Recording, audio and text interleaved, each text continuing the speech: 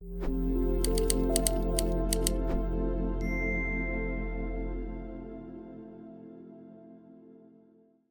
საუნივერსიტეტო კლინიკაში გავიარე 2 საგანი. პირველი იყო ჰემატოლოგია, ონკოლოგია, ხოლო მეორე იყო რევმატოლოგია, იმუნოლოგია.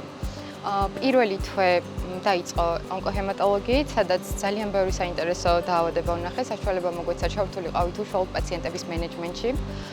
დილა იწყებოდა ხოლმე 7 საათზე, როგორც ასეთი მივდიოდით კლინიკაში, ვნახულობდით პაციენტის მონაცემებს, როგორ შეიცვალა მათი მდგომარეობა, ვსინჯავდით პაციენტებს. მეორე თვე გავატარე რევმატოლოგია, იმუნოლოგიის განყოფილებაში, სადაც კიდევ უფრო ახლოს მომეცა შესაძლებლობა მემუშაო პაციენტებთან, უკვე შესაძლებლობა მქონდა რომ ინდივიდუალურად მიმეღო პაციენტები კონსულტაციებზე. რის შემდეგაც უკვე ექიმთან შეთანხმებით ვნიშნავდით შესაბამის მკურნალობას და ეს იყო ალბათ შემთხვევაში ყველაზე დიდი გამოცდილება.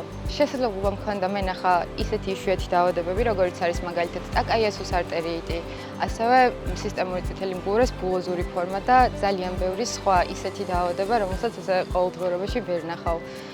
და რადგან ეს ემორის უნივერსიტეტი არის ამერიკის ერთ-ერთი წამყვანი კლინიკა, სრულიად ამერიკის მასშტაბით ჩამოდიოდნენ ამ კონკრეტულ კლინიკაში, რომ ემართათ ესეთი იშვიათი დაავადებები. ემორის საუნივერსიტეტო კლინიკაში შესაძლებლობა მოგვეცა აგვიღო სარეკომენდაციო წერილები.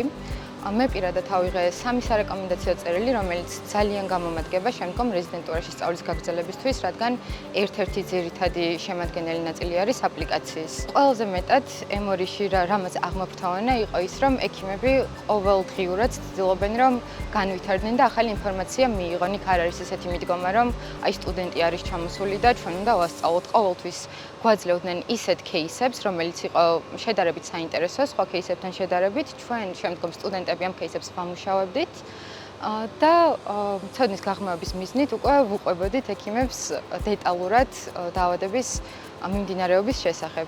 და ამითი ისინი ცოდნას იღებდნენ და რა თქმა უნდა ჩვენთვისაც ძალიან სასარგებლო გამოცდილება იყო.